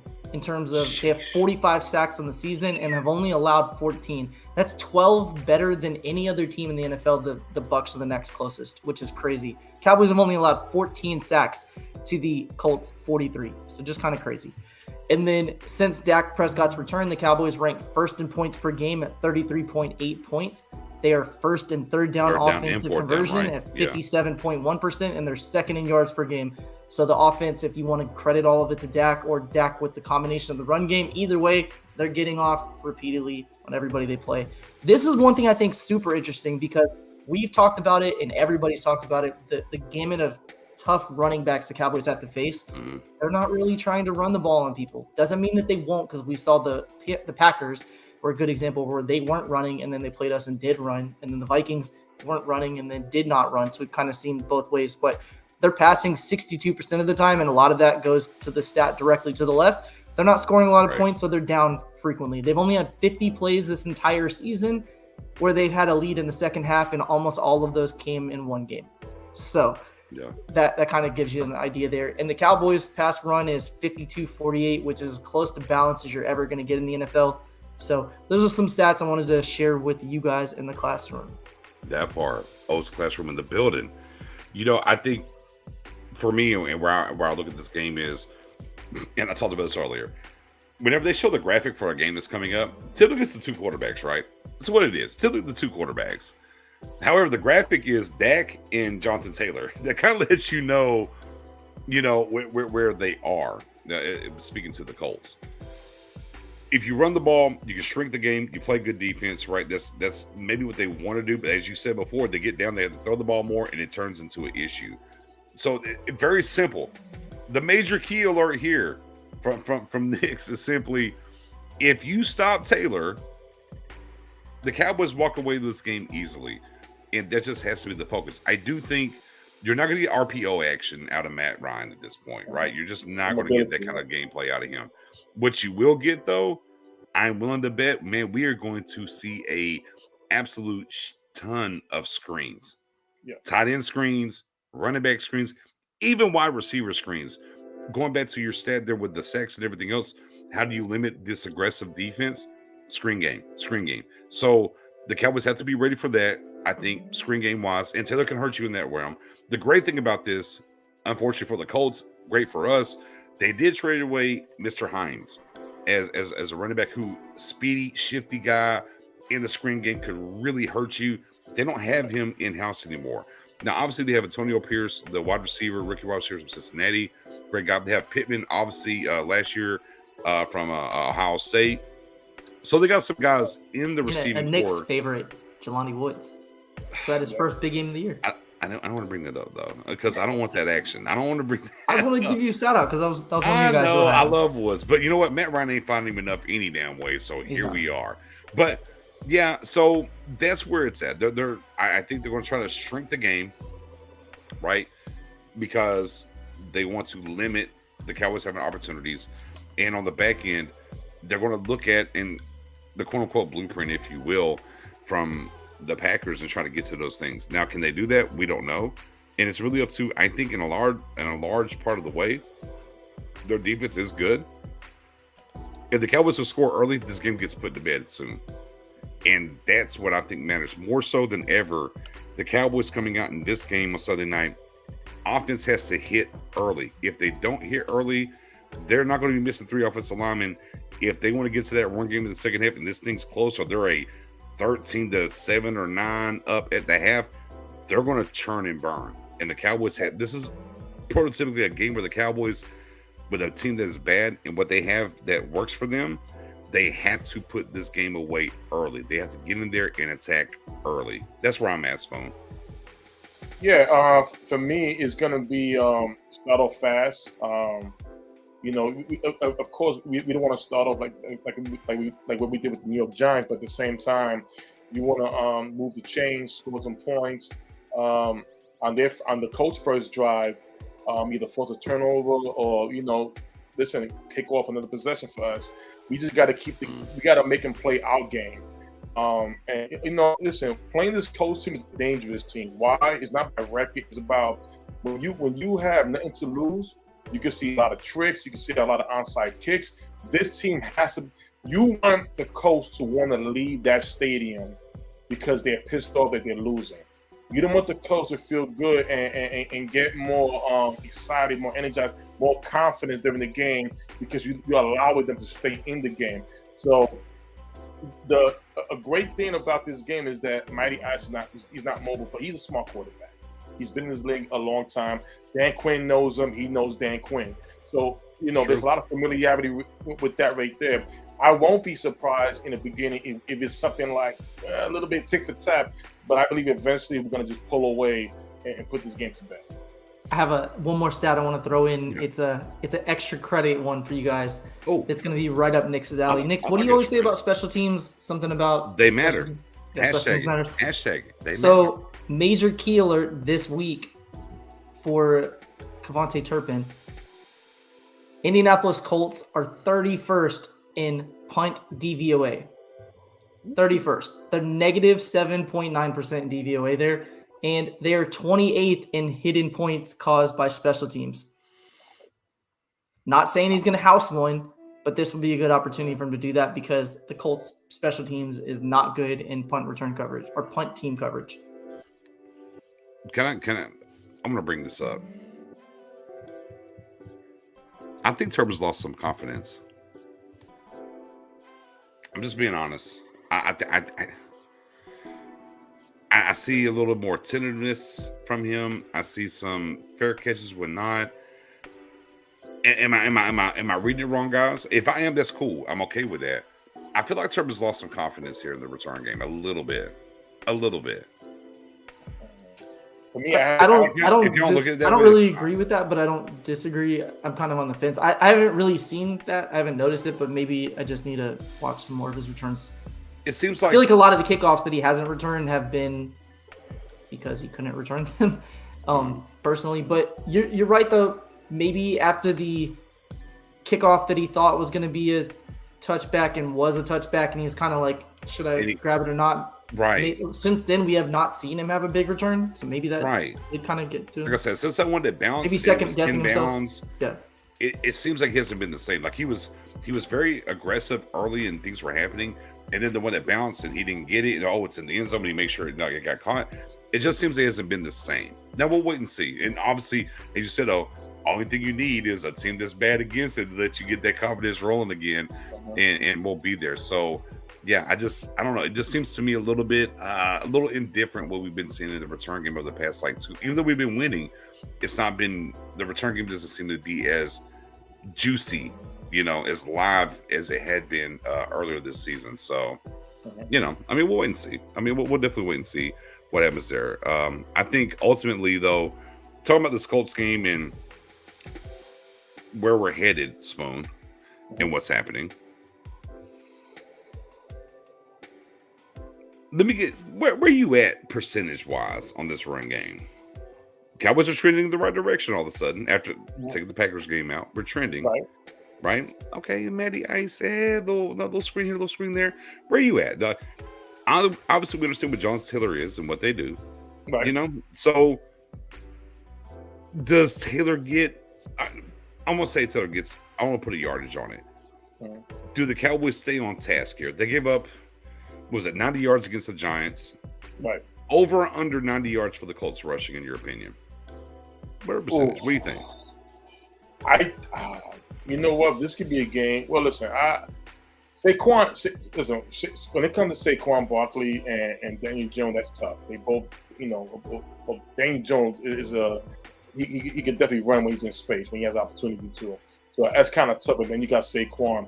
When it comes to Jonathan Taylor, he's the only back. And when it comes to Matty Ice, he's not mobile. He's just pretty much a statue. Just give it to the ball.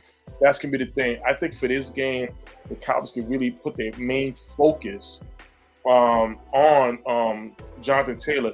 When it comes to the wide receivers, Michael Pittman, don't get me wrong, he's becoming a stud. He's not like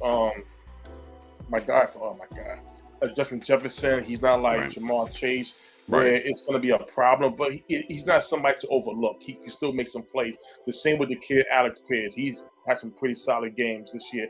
But I feel because of no other explosion outside of Jonathan Taylor that I'm going to give it you 80 and lower. Okay.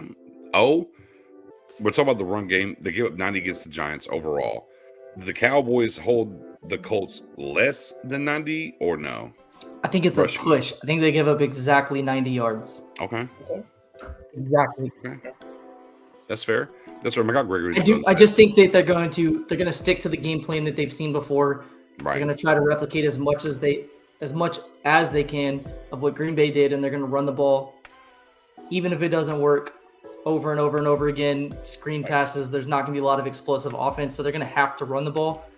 So yeah, I think he may get there, and it may be a volume like 25 carries for 84 yards, and maybe Matty Ice runs for 6 or something like that. Oh God, Matty Ice getting 6. On 4 carries. My guy Gray says, should Turbin start taking the ball out of the end zone more? Should he start taking more chances? I think so, yes. Me personally, I absolutely do think so. I know that's going to probably squeal some people, but I think he should, personally, because of the speed, the elite speed that he has, and things are happening. And he's shown in early times this year to be a difference maker in different moments here for us. So, yeah, I don't want to see that fade. I want to see more for sure. And I just think over the past 3-4 weeks, it's just not been as good. Confidence, they could be telling him not to. I don't know. But I think he's fair catching punts when he has opportunities now, which is very odd for him. So, I don't know. I don't know. I would like to see more from him. And it's not, to me, the last 3 games are very different than the other 8 games when I've seen him return the ball and what he was doing. Right? That's a good point. That's actually a really good point. I wonder maybe so if maybe there might be coaching there too, because punt returns. Kelvin Joseph had 2 penalties. Peyton Hendershot had 1 penalty. That one was it was, but still it was a penalty nonetheless on punt return. And then a kick return, you don't want to get a 24-yard return and then a penalty on that return. It might be coaching. That's actually a good point. Yeah. It is, but you know what? Oh, you're the Mr. Go for it on 4th and 1 and don't kick the field every time. No, Let's be aggressive.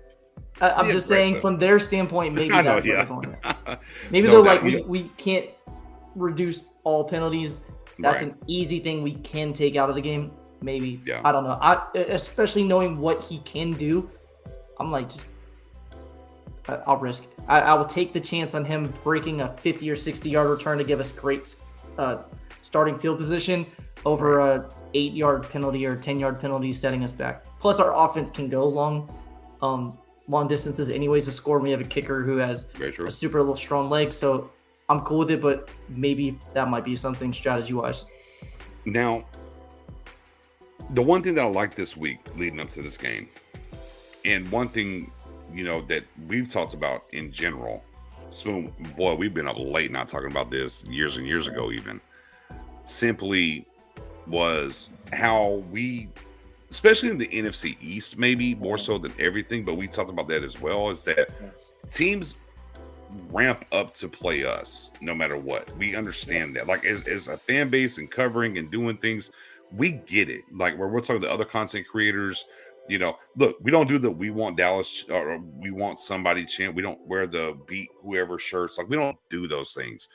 But it's that way in general. Like, there's literally fans that are not fans. They just are fans of it. The Cowboys lose. Like, we understand that. And they always drove me up the wall that I wanted them to embrace that within the locker room and understand that. And we talked about extensively at times. And I loved Michael Parsons saying it this week. Not that I can't love him anymore, but here we are. And he literally talked about that this week saying, oh, we get it. He goes, yeah, whoever we play, it's prime time, it's national TV. There's not a lot of teams like us. We're going to get everybody's best shot, so we can't go to – he didn't say go to sleep at the wheel. He said we can't take them lightly. I forgot the exact terminology. I'm kind of paraphrasing here. But he addressed it in that realm. And I'm like, finally, somebody's willing to say it, put it on the line, and let's get there. And to me, I'm not all the way there. I'm still the Kobe system. Still, don't get it twisted.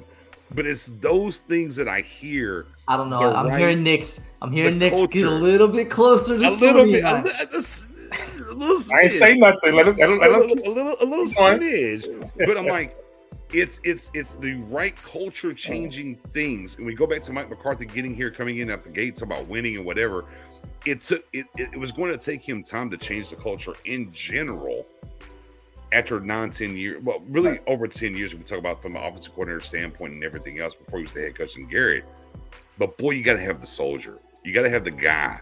And boy, if Micah doesn't just check these boxes every step of the way at points and times that we understand to be true, refreshing, if you will, refreshing, Spoon.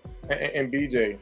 I do, Bruce. I do, but I can't. I won't do it. Bruce, he's going too soon. Very soon. Bruce, come Monday, watch. No. Come Monday, watch. No. It won't be Monday. No, watch come Monday. Watch. BJ next week, he'll be sipping that Kool-Aid. But here's the thing. Okay.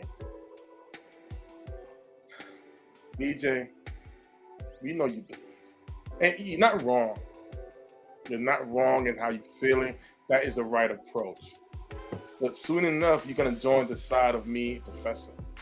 Very soon, you're going to join the dark side. Now, with Michael Parsons, he's on the dark side. This is the light. I'm trying to bring him into the light. On the dark side? I want to see the light. I want to see the light. You're going to be a Jedi like us very soon, okay? But, you know, going with Michael Parsons, you know, I would call it the good virus, his attitude. It's contagious. And what's great about it is that he's only 22 or 23 years old. Yes, okay? I heard that. So when we feel that, we're feeling that. But the thing is this: when you have a player of that talent, he's just not playing football. He's going out there and he's pretty much sharing his attitude around that whole locker room. You add that in with Dak Prescott, his leadership, it makes it that much easier to guide. Listen, if you're not a leader guy, or if you're not the type of guy to follow the leader, you're gonna automatically just do it because it's being contagious. And this is why this team is responding the way they're doing. There was a question after that Green Bay game? Will this team be the type of team to fold, get at each other's throat, or not hold each other accountable? Well, they just showed us something. They can. They hold each other accountable. If you're wrong, you're wrong. Let's fix the damn thing. And they have shown that in that Minnesota game. And then they have shown that in the second half of that New York Giants game. So, this is why, with all the things that this Cowboys team has faced, I have no fear no more. See, a long time ago, there was fear. I have no fear because these guys are believing each other and they're saying the right things and they're doing the right thing. Since when does a defensive player tell his quarterback, I am sorry that we let go of that lead? I promise you, next time it's not going to happen. They push each other to the limits. And when you have that going in any team moving forward, you're letting them know, we're not going down with a fight. We're going to get you. Don't get comfortable. And I'm going to tell you this right now. I understand, BJ. I understand, BJ. Here we go. Go ahead. I understand, BJ. But I'm going to tell you this right now. You need to do like Odell Beckham Jr. is going to do. You need to join the side with Professor and me right now. We have the side of wine, chill, belief. Don't get me wrong. We're not saying you don't believe, but I just want you to come over just a little bit. Just get a taste of how the wine is flowing on this side of where we think the Cowboys can go to that promised land. We all know they should. Come on, BJ. You're coming in. Spoonie. The Stetson hat energy. What a great comment. Spoonie. Hilarious. Spoonie. Was we in the building for that Niners game? Yes, we was. I don't want to hear it. Can we just say what a difference a week made? Because last time I talked to you two gentlemen, there was a lot of cooked conversation going on. I was cooked, yeah. Look, we're still cooked, in my opinion. To be fair, what we say this all the time. You are entitled to change your opinion when you have more data. That's what you should do as human. So it's okay to say we had 2 good wins. I'm feeling a little bit better than I was. Yeah. But I'm still not feeling all the way there like Nick says. And it's okay to say, I wasn't feeling it before, but now that I saw them do it against 2 good teams, I'm back on. So neither of you are wrong. It's just, that's where we're at right now. No, big facts. Look, I tell everybody, I'm never tied to any opinion. It's in the moment. And I reserve the right to change my mind the entire time. Period. Spoonie's went a little too to the right for me. That's fine. I ain't mad at it. I ain't mad at it. But for me, I'm look, Kobe system. I don't care. I've been down this. I don't care more. Look. No. If we show, I ain't gonna say that. I'm gonna pocket that. I'm gonna pocket that for later. Professor had a class, and I joined that class. Go and tip the When the bell rang, I sat. I didn't sit in the back. I sat in the front.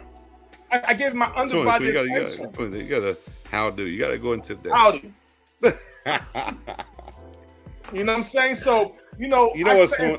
Actually, pause, phone. You know what? I already feel it. It's bubbling. It's bubbling. It's bubbling. Let's just go get to it, ladies and gentlemen. If you ain't seen one before, get ready, settle in. If you have seen it before, y'all know what time it is. The sermon. After 2 wins in 4 days, team's combined record of 15 and 3, 15 and 4. Oh my goodness. And we get a Spoonie sermon after this. Sir, the sermon is on deck. I want to start at Cowboy Nation. I want to start off by pouring. I have some coquito. So I'm going to pour a little something here. I got to do some cheers. It's great. I want to say cheers to the Cowboys coaching staff. Gotten better. Decision making, the counter punch from Kellen Moore, it's gotten better. Cheers. I want to say cheers to the Cowboys offensive line. I want to say cheers to Zeke, Pollard. There's an idea. CD Lamb, Michael Gallup coming back. Getting back to what we know he can do. The tight end, the offense. Cheers. We have an identity. Cowboy Nation, I want us to go back, especially the old heads here. I want us to go back to 95. Long time ago. 95, I was in high school. And there's a lot of commotion going on. We didn't have social media back then, Cowboy Nation. I only had was the Daily News. The Daily News and Channel 11, Channel 5, regular TV. No social media. And I heard Deion Sanders is coming to the Cowboys, right? Deion is coming to the Cowboys. We all went crazy in high school. We all cut school. We went to the nearest sports bar just to find out if it happened. And best believe, breaking news, the Cowboys have signed Deion Sanders. Now, years later, I'm not in high school. I got some gray hairs. I won't disclose my age. It's in the 40s, though. But at the same time, damn, it's been a long time. And we have seen Jerry Jones get a little bit active. And I don't mean just active. I mean somebody who we used to know a long time ago. Somebody that was, if any free agent is out there that can make my team better or any trade scenario I can do, they got to join this team. And we're hearing that, Cowboy Nation. And we got Deion Sanders. But here's the thing, Cowboy Nation. Everybody's going around about this OBJ situation where the media, Josina Anderson, some of the content creators. But how about, okay, we get it from the guy, what he feels he was what OBJ is going to be for us. Deion Sanders, let's hear what he got to say about this OBJ situation. Jerry Jones and a lot of chatter in the Dallas area. He did go on a Dallas radio show and talked about potentially recruiting Odell Beckham Jr. What do you think about that move for the Cowboys? Well, first of all, if Jerry Jones talked about potentially recruiting Odell Beckham Jr., that means Odell Beckham Jr. has already been known. Okay, so that's the way Jerry moves. He don't talk about nothing that he hadn't touched. He hadn't sent you a message or you already had a deal done some type of way. So I would put that past him. That would strengthen the Cowboys. Their defense is phenomenal, giving Dak more weapons. And I do think they need a one, and Odell can still be a one. I don't think they have a one. CeeDee Lamb is phenomenal. I don't know if he's a one yet. Oh.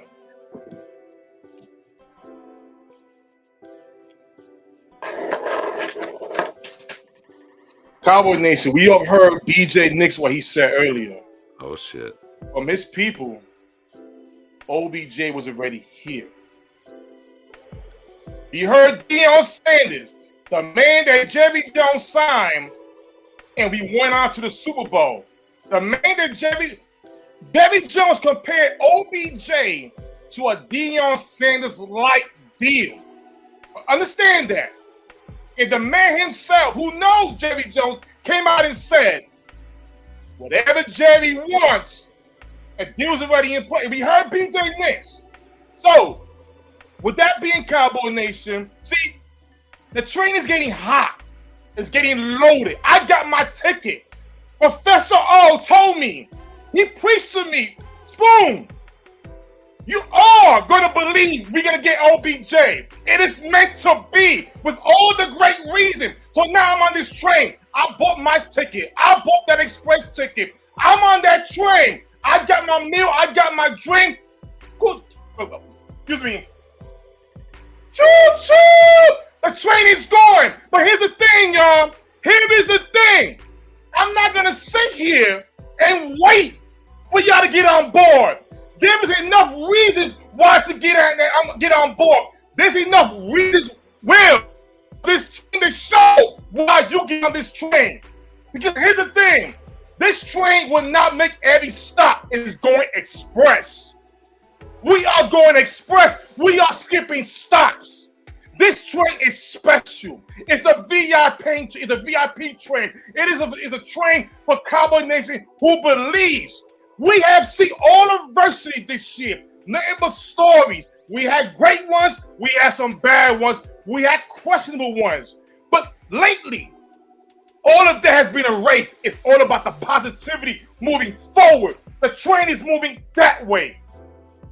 As Professor BJ on that train, we're asking y'all. We're telling y'all, it is a one-time deal. You buy the ticket, join that train, and you will not be left behind. Because once we go to the stop there where we want to go, the express stop where it's going to take us at. If you're far behind, you're going to stay there while we already move forward. And I'm going to tell you this right now, from the coaching staff, they gotten better. The front office, they getting better. Right now, we are a great team. But when we take care of business come Sunday night, when we take care of business, not if, not maybe, when, come Monday, we all gonna sit down and have an ice cream sundae. Cherry on top. And put the cherry on the top. And tell every team in the NFC, where we make a stop on the train to your house, you're gonna pay the bill, give us the bread, and we're gonna keep on forward. Cowboy Nation, this is the time right now that we are not gonna sit there and give attention to other division opponents. They got their own shit that's messing with them. See, they got their own shit. We got the good shit right now. Understand that. It's not how you start, it's how you finish, baby. We understand that. This is the time right now to get on that express train. I already joined. Professor says, Spoon, you're coming on that train. BJ Nick says, you know what? I'm leaving the hoodie alone. I'm going to jump on the train. I want to see more. But guess what? You got a seat. You have a seat. Cowboy Nation, this is the time to get on that train. And if you don't, you'll be left behind. This team is going somewhere. I feel it. I'm cherishing it. I'm cracking it. Any Indianapolis Colts fan, understand this. If you want Matty Ice to retire, we're going to take it down for you. We're going to melt that ice to no more. We're going to take Matty Ice and turn him to Matty Water. With that being said, howdy, folks. See y'all next week. Look, I'm on the caboose, though. Like, we're talking about the train. Like, I'm on the caboose. Like, I'm like hanging. Like, I'm kind of there on the. You see the caboose of the train. There's that little step ladder, the little ladder right there. I'm like, I got my hands on the ladder, but I'm running behind it. The train ain't going too fast yet, right? You feel me? Like, it's just kind of starting. It takes time to build momentum. Yeah, no, let's not do that. Let's not do that. No. Who put? Oh, what you doing? The train just went off the track, so. Anyways, I'm just taking on. I'm running behind it. I'm ready to get. I'm ready to get on, man. Oh man. Oh goodness gracious. Oh, you firmly planted on the train, though. Yeah, I'm on the train. Oh shit. Oh man. Oh man. Well, I'm on the train because we talked OBJ. Spoonie, what percentage of confidence did I tell you we're gonna sign OBJ? You said 95. Did you 95? I'm there. Yeah, I'm still there, and I think that signing is that's the difference. If we don't sign OBJ, I'm still on board that it could happen. But if we sign OBJ, I'm on board. No, I mean, look, and look. I said it out of the gate. I tweeted. I was like, before even this world tour and all these things, like almost a month ago, I'm like, my gut tells me it happens. It's what the Cowboys do. Historically, 20 plus years. If you look at position by position, you just go signing or trade, right? Even draft pick to a certain extent. Position by position. I brought the bots back. My bad. Let me get rid of that. Oh yeah, we good. Yeah, get the bots out of here. But you go position by position for 20 plus years, starting with Joey Galloway and just move through everything they've done. wide receiver's been the splash. Right. And the one thing that's talked about from that standpoint moving forward, Jerry was out here in these streets talking today, right? Or was it yesterday? Yeah. In general, players, coach, Steven, Jerry, the whole shebang. How bad does this look for the Cowboys if this doesn't happen? Ooh. I'll say this. Because some other teams out here, like the Cowboys are like sitting on the corner selling rocks right now, basically. Yeah. If this doesn't go down, boy, I'll say this hits different. It hits different, which brings me to my other point, Spoon. I'm gonna say I ain't said this before. I'm gonna say it now. I haven't told y'all this in our chats either. I'm gonna say it right now. I think this is more about Jerry than Steven for the first time in a long time. I honestly believe this is way more about Jerry and Jerry enacting. We haven't seen him enact in a very long time period. I think this is very much so more about Jerry pushing the chips in than Steven, in my opinion. You know, for me, I'm going to start by saying, if we don't get OBJ, I'm going to start by saying that first. If we don't get OBJ, I don't think as Cowboy Nation, we can't get mad. Why? Because they went full throttle on this whole thing. They really did. It's about what OBJ want to pick. You know, now if it's something where he didn't pick it because the money was that low compared to somebody else, that's a different type of how much you want him. At the same time, you know, I believe that this team really stepped their foot forward to really go out there and get him. Now, BJ, you are 150% correct. 50% correct. It's about Jerry. Jerry understands I'm an older man. And bless him. You know, at the same time, he understands, you know, Steven, I gave you the power for all these years. All these years. This is the move right here that's going to get us somewhere. If we want to go somewhere, it gives the opportunity to get there. Now, I agree with Michael Irvin. This team can go if we don't have OBJ. But with OBJ, it just makes it that much better. And you're right. It's all about Jerry. And with Jerry, it's what Deion Sanders said in the interview. What Jerry wants, he's going to get. You know, when was the last time we heard that they want to know his contract? Like this contract, you know, what type of contract he wants. They want to get that ready. And BJ, like you said earlier, he's going to be in the building. So I could imagine, you know, do your due diligence. He got friends on the team. Let me go there and visit. It could be he had his mind made up already. I just got to make visions, make it look good from Saquon. These guys, you know, over there, because they focus on them too. You know, you don't want to ever lead, you know, have bad bridges, you know, X, Y, and Z. But I'm a professor. It's here. It's done. It's gonna happen. It's done. Oh, you think this is more about Jerry or no? You buying that or? No, I 100% buy what you're saying. I think Jerry wants him. I believe what Deion and Michael Irvin said too. Like, Jerry wants Odell Beckham. He's going to get him if it's at all possible. And I actually think Steven is on board with this one too. We've talked about that before too, some of the comments. Steven is way more vocal about this than other guys in the past, where he was like, you know, we're doing our due diligence and just kind of like, Steven's like, no, I'm trying to make this work because Jerry wants it to happen. So Steven's on board because he kind of has to be, and I think he actually wants the signing too. So yeah, this is a Jerry move, and I think Jerry will close it. Yeah, again, and this is kind of going back to throughout the process what we talked about. This is where I'm at. Ultimately, it's the first time, and we talked about this in the past before. All of us have. When would Jerry be willing to step on Steven's toes to get something done to push the chips in, right? Right. And when we say push chips in, what you have to do is eliminate as many variables into the playoffs as you can. And we've talked about wide receiver from the time of Mark Cooper got traded to where we are now. It matters. Sure, it checks the certain boxes for Jerry and the star power and everything else. We understand that the ego gets fed, right? We're not going to dismiss the ego side, but there are times where the ego in the player, it matches up to what you want to do on the field. And this is one of those times that it happens. I think ultimately in kind of where I came to this from Thanksgiving to now for me was that I absolutely believe if this was on Steven 100%, this does not get done. history shows me that.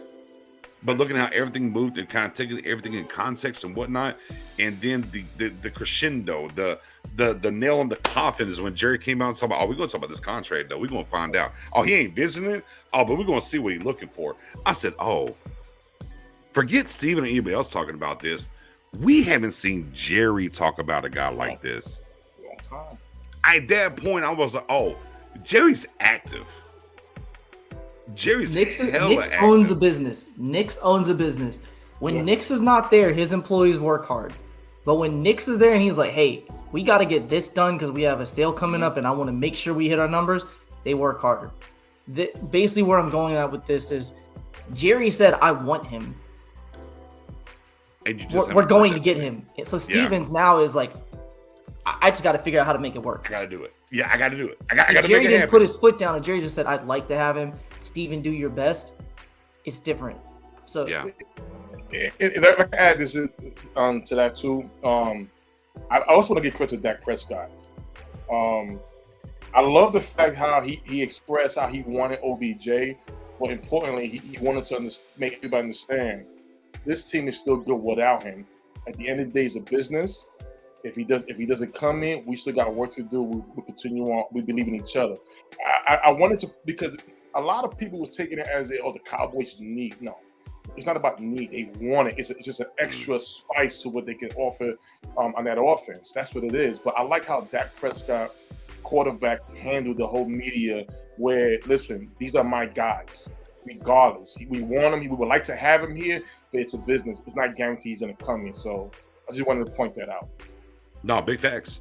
And, you know, at the end of the day, I'm taking Jerry saying what he's saying versus Von Miller on the Funcast over who's getting Odell. How about them apples to seal the deal? I'll get on the train for that. But with that being said, ladies and gentlemen, make sure right here, you see the ads. That's us on Twitter, man. Go over there. Follow us on Twitter. You'll catch the spaces. Oh, right over here for the Cowboys Wire for USA Today, dropping great analytics. If you haven't tied into him, he's going to get you right before kickoff on Sunday. I'm telling you now, guys, he's going to have some great diva. I mean, just he's got it on deck, if you will. So make sure you get over there and follow us on Twitter as well, so you don't miss out on the content and the different things that we're delivering. And we have a fun time, a little bit looser at times over there too.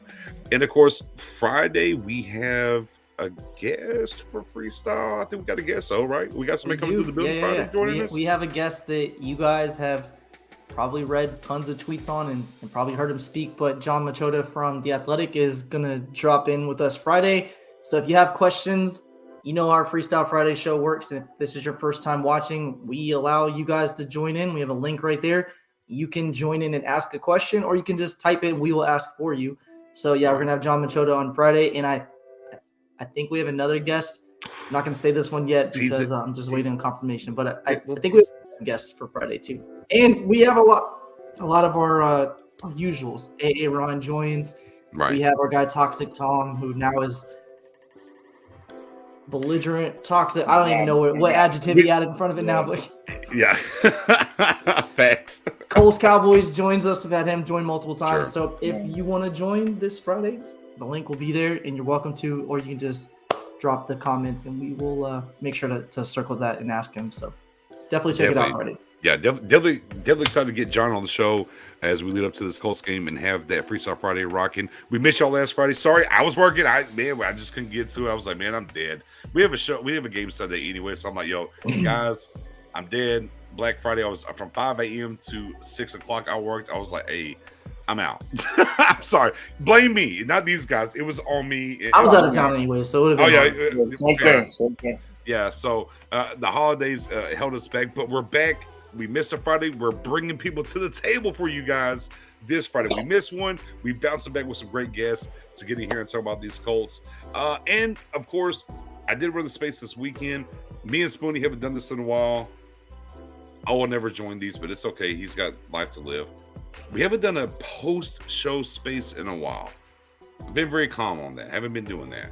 But tonight, because of missing Friday and everything else, guys, we're going to pivot out of here. I'm going to give y'all a space post-show space on the back end. So make sure pivot out here if you're following me, whatever. We're going to space. I ain't gonna be rocking for like 5 hours though. I got a doctor's appointment, I got a hair appointment, I gotta get the beard trimmed up. I gotta make sure I'm looking lovely here for this Sunday. So I got some things to do early in the AM. But definitely been a while. I'm gonna rock with y'all, man, and we'll do it on that side. We didn't give a score yet. You want to give a prediction now? You want to save it to Friday, guys?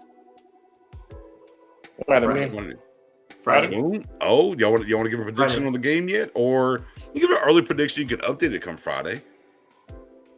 Let's do that. Yeah, let's do it. Let's do it. Yeah, let's do an early prediction now, and then we'll update it come Friday. Oh, Cowboys, Colts, Sunday Night Football.